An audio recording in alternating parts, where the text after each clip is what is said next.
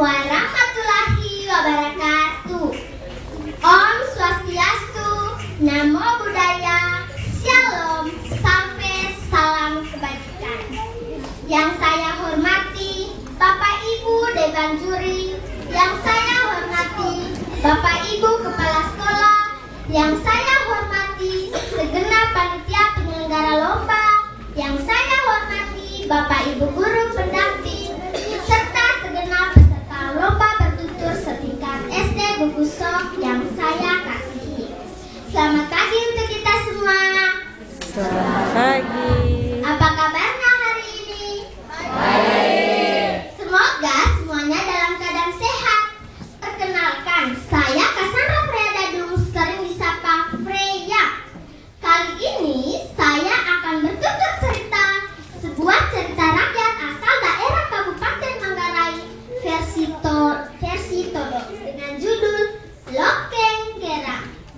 Teman-teman, konon sebelum tahun 1111 hiduplah seorang gadis cantik di wilayah Doso, Kabupaten Manggarai Barat, Pulau Flores, Nusa Tenggara Timur.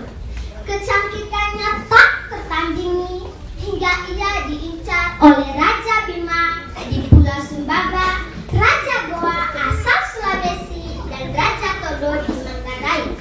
Daripada menjadi rebutan dan dimadu para raja, gadis cantik ini memilih mati. Lokeng Gerang.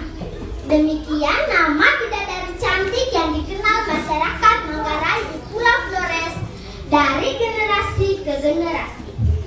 Nama itu kemudian menjadi nama benda tabu yang terbuat dari kulit manusia yang masih tersimpan di Niang Todo, Desa Todo, Kecamatan Satamese Utara, 45 km dari kota Ruteng, Kabupaten Manggarai. Loke dalam bahasa setempat artinya kulit. Gerang artinya putih, bersih, cantik, memancarkan cahaya. Meski berupa gendang tabu, namun tak sembarang orang menabuh gendang tersebut. Teman-teman, menurut Titus Jebarut, penjaga situs di Niang Todo, asal-usul Lokeng Gerang merupakan cerita turun-temurun yang diwariskan orang tua di Todo kepada generasi berikutnya. Kisah ini bermula dari kepergian seorang petugas pajak kerajaan Todo ke Bima guna menyetorkan pajak kepada raja di sana.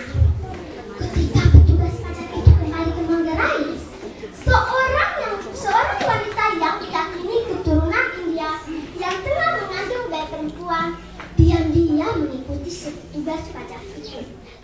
Wanita itu bernama Hendang. Hendang memilih kabur meninggalkan kota Bima karena sang ayah akan menghabisi bayi perempuannya bila lahir kelak. Menurut cerita, suaminya sudah pulang ke negeri asalnya di India. Karena sayang pada bayinya, Hendang memilih pergi meninggalkan kota Bima. Petualangan Hendang berakhir di Doso saat ia menemukan seorang pria lalu dijadikan suaminya. Pria itu bernama Abang. Abang berasal dari Nusa. Selama di sana, Hendang tak bergaul ataupun bergabung dengan warga setempat. Wajah Hendang hanya sesekali dilihat warga setempat bila ia datang menimba air di kampung. Karena kemunculan yang jarang itu, warga setempat mempercayai kalau Hendang bukanlah wanita biasa, melainkan berasal dari dunia lain. Darah itulah sebutan orang Manggarai. Saat yang ditunggu Hendang dan Abang pun tiba. Hendang melahirkan seorang bayi perempuan yang sangat cantik. Meski bukan darah dagingnya, Abang sangat menyayangi bayi itu. Pada hari berlalu, pada suatu hari, Hendang pergi meninggalkan rumah untuk menimba air. Seperti biasa, bayi cantiknya dijaga oleh Abang sang ayah. Sebelum berangkat, Hendang berpesan kepada Abang. Katanya, suamiku, kutitipkan bayi kita. Jaga dia baik-baik. Ingat, bila ia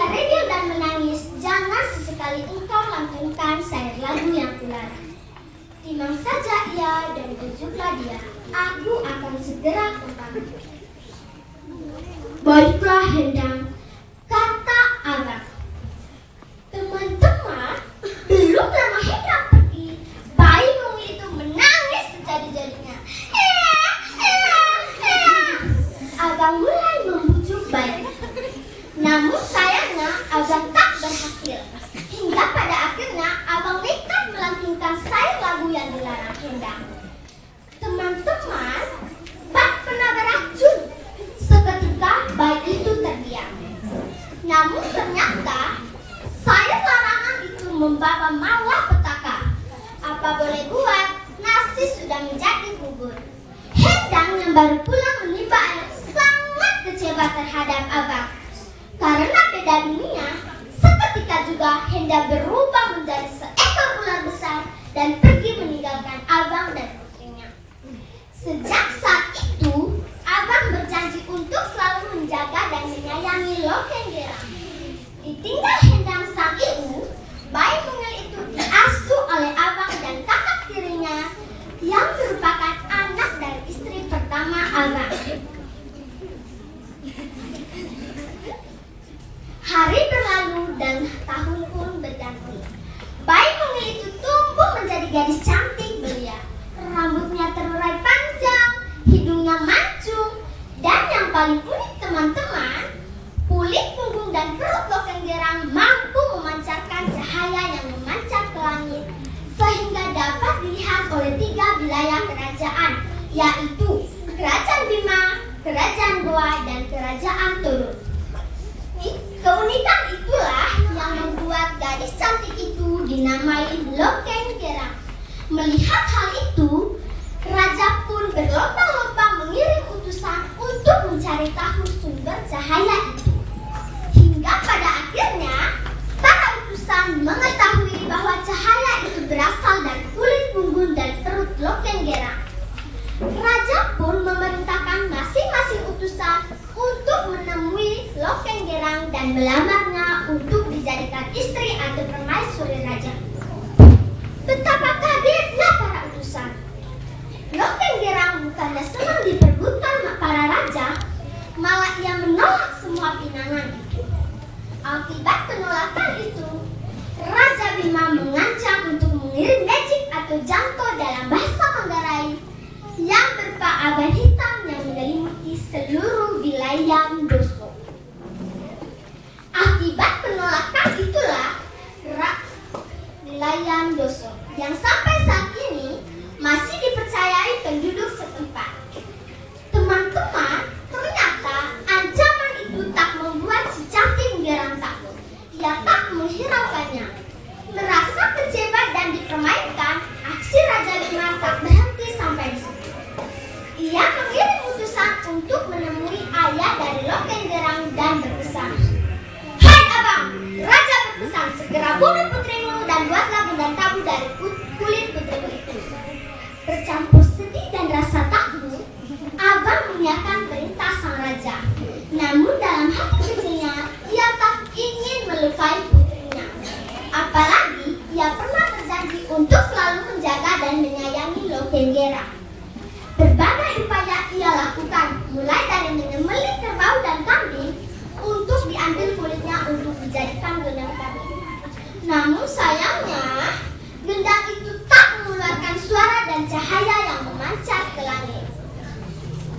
Dari kejauhan, raja mengetahui bahwa perintahnya tidak dilakukan oleh Abang.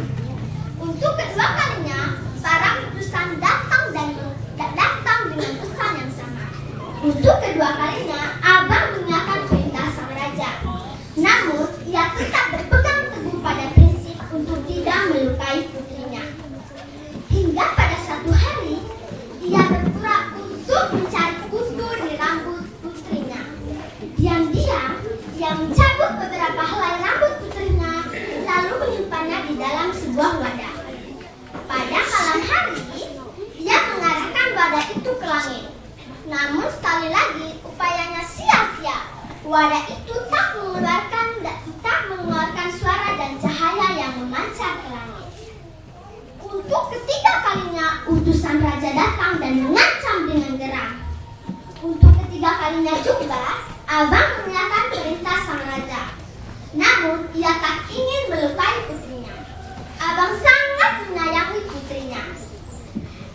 Semalaman suntuk, ia tak bisa tidur. Ia terus berpikir keras dan berdoa kepada Mori Kraing. Entahlah teman-teman, apakah doa abang benar-benar dikabulkan oleh Mori Kraing, atau memang nasib yang mengantar Mori Kraing mengantar Lokeng Gerang kepada pilihan terakhir sang ayah. Pilihan terakhir sang ayah adalah mencungkil balutan emas yang berada di punggung Lokeng Gerang.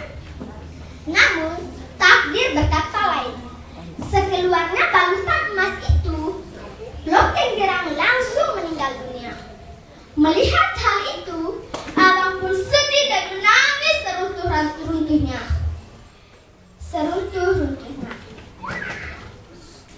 Dengan duka yang mendalam, ia terpaksa mencungkil kulit Lokeng Gerang dan menjadikan gendang tabu. Mendengar hal itu, raja pun mengirim utusan untuk mengambil satu buah gendang yang terbuat dari kulit punggung Lokeng Gerang. Sedangkan teman-teman, gendang yang terbuat dari kulit perut Lokeng Gerang masih tersimpan di Doso. Teman-teman, sebenarnya Lokeng Gerang sudah mengetahui kehendak raja terhadap dirinya. Hanya saja ia tak ingin membuat abang sedih. Selang beberapa waktu, Raja Todo pun tak mau kalah. Ia mengirim utusan dan prajuritnya untuk mengambil satu buah gendang yang terbuat dari kulit perut Lokeng Gerang lalu membawanya ke Todo. Teman-teman, demikian cerita Lokeng Gerang versi masyarakat Todo. Pesan moral dari cerita ini adalah: 1. Jangan mengingkari janji terhadap orang lain. 2. Jadilah orang yang tetap berpegang teguh pada prinsip.